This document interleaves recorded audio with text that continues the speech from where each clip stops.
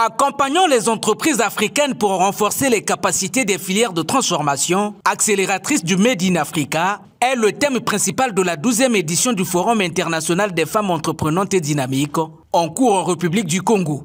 Une thématique qui a fait l'objet d'un panel ministériel ce 31 juillet à l'issue de l'ouverture officielle des travaux. Ce panel avait pour but de dire qu'il y a des solutions.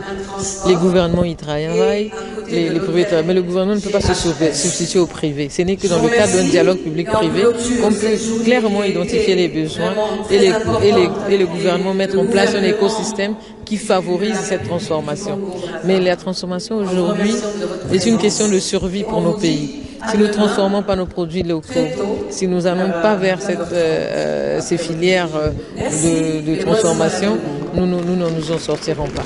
Orienté vers de nouveaux défis du monde entrepreneurial, l'acte 12 du FIED aborde également les questions relatives aux chaînes de valeur des filières agricoles en Afrique, notamment produire, transformer, conserver, stocker, distribuer de façon durable. Aujourd'hui, le Made in Africa, c'est la somme de tous nos Made in locaux.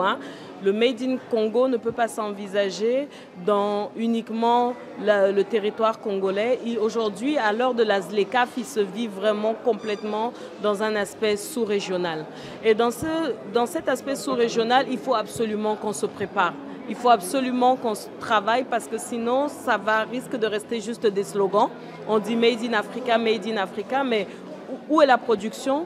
Où sont les cultivateurs? Mais comment on fait pour faire venir le gingembre de Mouyondi jusqu'aux ateliers de transformation pour maintenant avoir des produits finis qui peuvent être vendus localement et au niveau de l'international?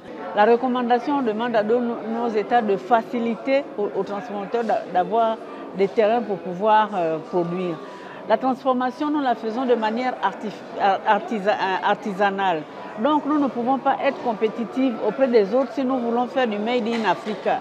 À l'heure où les pays africains sont à la recherche des solutions alternatives pour relever les économies souvent confrontées à de nombreuses réalités, miser sur la promotion de l'entrepreneuriat féminin demeure l'une des options la plus pratique.